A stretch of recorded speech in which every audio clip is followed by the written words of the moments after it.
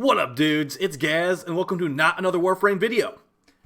So today we're going to be doing something a little bit different. I want to talk to you about the next season in another game that I play called Destiny 2, and I'm going to tell you why I think I'm actually pretty interested in it. In addition, I can tell you maybe why you might potentially want to try the new things in this upcoming part of Destiny 2, which will come out in like a week from right now, which is going to be like, I think, Tuesday, May 12th. Or May 11th, actually, the new season of The Splicer comes out. And if you are someone that's been, like, you know, floating around, maybe potentially thinking about playing Destiny, you don't own any of the DLC, because this game is a DLC-heavy game, to be honest. All this content's all over the place. You gotta buy it. Although it is technically a free-to-play game, most people definitely recommend that you buy the DLC for this game. There's going to be some stuff in the next season that actually is going to be some free-to-play content that's going to be really good, especially if you're someone that never played the original Destiny 1 game. So we're going to get into that talk. I'm going to talk to you about how I'm looking forward to it.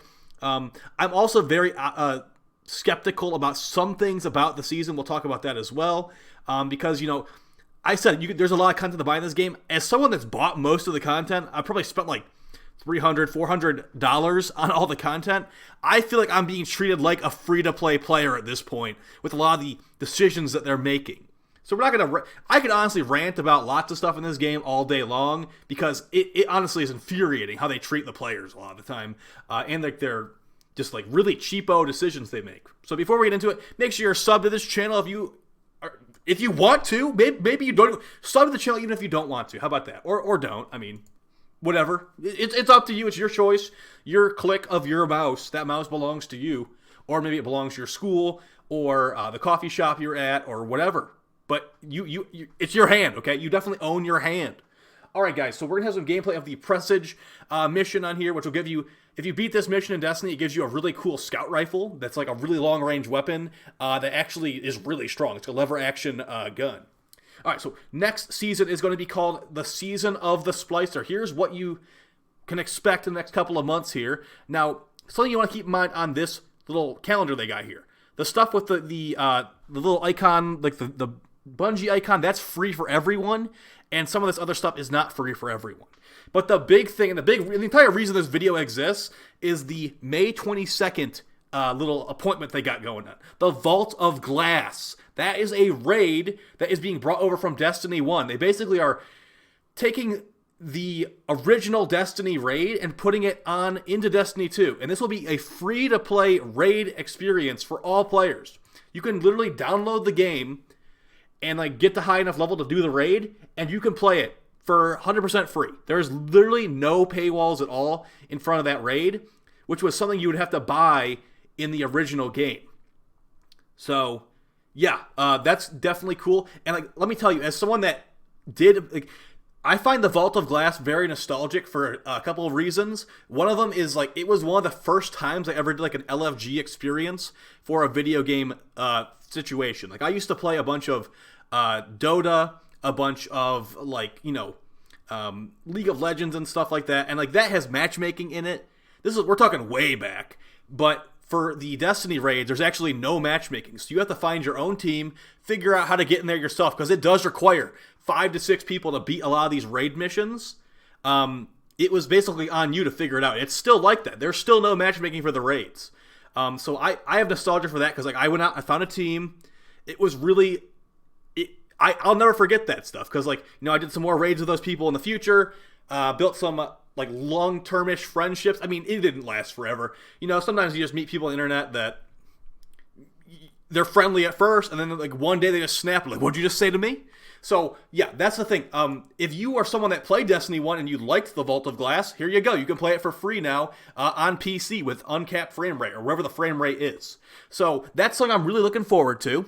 I think it'll have good loot as well. Like, if you haven't tried the raid experience, maybe like you're a Warframe player, like, hey, we don't have raids. Like, they were 8-player raids back in the day. They're gone.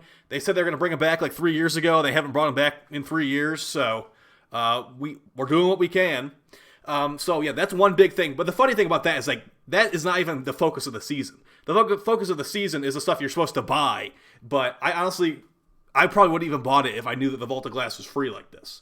So the other stuff that you can get if you do buy the $10 season is going to be there's going to be a new mission called the Override, and the I think it's called Expunge, where you go into the Vex network, and the Vex are like these time-traveling, teleporting robots that want to turn all life into machines. You're basically going to go into their fort and screw them up, which, is a pretty common occurrence.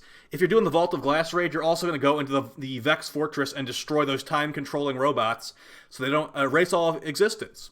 That's just one of the few things you can do here. And I actually like how the story is. If you were someone that knows about Destiny's story, I like how the story is moving forward. There was actually a leaked story on a website a while ago where we were going to team up with the bad guys and fight the super bad guys. And that's actually happening. We have gotten the Cabal on our team from previous season. Now we're getting the Fallen on our team for this season. And I think the Hive and the actual Darkness and the Taken will be the ultimate enemies that we're going to fight in the long run. And the Vex are like... The Vex are the Vex. They're like robots that I feel like they're like definitely on the bad guys' side, but they're basically have their own agendas. The way I look at it. Although that might not be a very educated lore opinion. So yeah, that's going to be basically what you're going to be getting with this. You get some special exotics. There's the season pass armor and ornaments. But the big focus of it, guys, is really it's going to be on that Vault of Glass raid. Even though it's not supposed to be the focus, as far as I'm concerned, it is the focus. Where it's like they took a bunch. So let's get into some negative stuff. All right, I'm done being positive.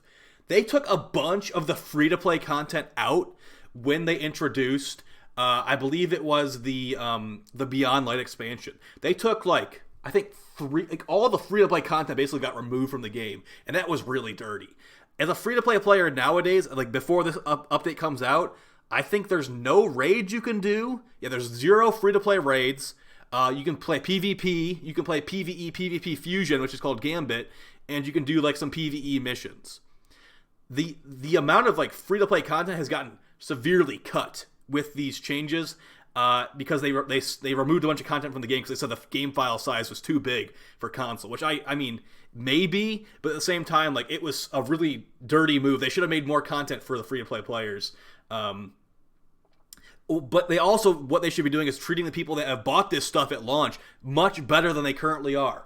I'm going to briefly talk about the new Transmat armor appearance changing system and how I feel cheated as a player. So like I said earlier, I probably spent $300, $400 on this content at this point because, it constantly is coming out. We've got the... as I said right here, this is $10 right here for this season. And then they do these every couple of months. So, yeah, the amount of years it's been out, it's been quite a big chunk of cash for what's going on. And the way that they're moving with some appearance things is basically if you are someone that pays money for the expansion pass and all that and the seasons, get wrecked because you're allowed to grind out 4 of these new items to make your transmat. I'm going to give you the really quick explanation of it. There's a new system where you can make your armor look however you want as long as you unlock it. But if you only are allowed to have 4 unlocks per season. And I think it's actually going to be 2 unlocks per season next after this current season because they're just making it a special edition where you get more than you usually can. So if you pay money, you're still stuck at that cap. What they want to do is they want to push additional purchases. There is a microtransaction store called the Eververse where you give them more money and they let you look how you want. That's the long and short of it. You're going to give them more money even though you pay money for content in this game all the time to look the way you want. I don't know. It feels like they should make it if you buy the season pass, you should not be bottlenecked on how much appearance grinding you can do. I know that wasn't a very good description of it, but that's the very layman's terms of it. They're putting a limit on something that doesn't need a limit, and they're treating the free to play players and the people that bought the season pass exactly the same as far as those limits. So, and it's gonna cost like $15, I think it is, to make one armor set a universal ornament. It's just a bad look. And they always are introducing new armor appearances anyway. So it would be I think it's thousands of dollars to get every appearance unlocked in this game. So yeah, I'm not looking forward to that. But at the same time, you could argue you're not forced to do these appearance things. It's just a completionist or a hardcore player kind of thing. I understand that, but this is one of the most expensive console games ever made. And of course it's on PC now, but come on, I give them enough money at this point. Like, why can't I just look the way I want? Is kind of how I'm looking at it. And yeah, they have basically been ignoring all the negative feedback about like, hey, like, because I'm not the only one that has an opinion. Like, oh, if I gave you money, I should not be capped on how much appearance grinding I can do. A lot of people have said that, and they've completely ignored it, which is kind of really crappy. At the same time, like, this is a game that is very unique. Not many games have this kind of feel and like the exciting mission gameplays and raids and all that. And like, it also has PvP. PvP is in kind of a bad shape right now where it's peer-to-peer. There's lots of hackers on PC. There's the new ice class that I'm using in the gameplay footage right here that actually is like really, really annoying in PvP because like you can just get frozen solid. And like they throw like ice shurikens and all this stuff. And the ice behemoth titan is super... he has a lot of health. It's just it's a huge mess. And it feels like they sold the ice classes in the expansion when they were OP on purpose to make people buy it. It's like you get destroyed by an ice character in PvP, and you're like, that is really OP. I need to buy that. That's kind of how it feels, because there is PvP in this game, and it kind of felt like a little bit pay-to-win PvP, at least initially, with how strong the ice classes were versus all like the normal like fire, lightning, and void classes. So that's basically the long and short of how I'm feeling about this next season. I think personally, if you are like a completely free-to-play player, I think it might be worth jumping in next season. As you can play the new the reintroduced Vault of Glass raid for totally free, and it's a fun experience, honestly. One of the big problems is there's no matchmaking for it, so you're going to need to find your own team somehow. And here's me punching a Screeb. And I think it'll be worth it, personally. I think there will be a lot of people playing. This game does have cross-save, which is something that Warframe has been really dragging their feet on. And I believe they're going to be introducing cross-play pretty soon, too. I'm not entirely sure if that got pushed back or not, but I want to say they were trying to introduce it sometime this year. So cross-play and cross-save, that's pretty impressive, honestly.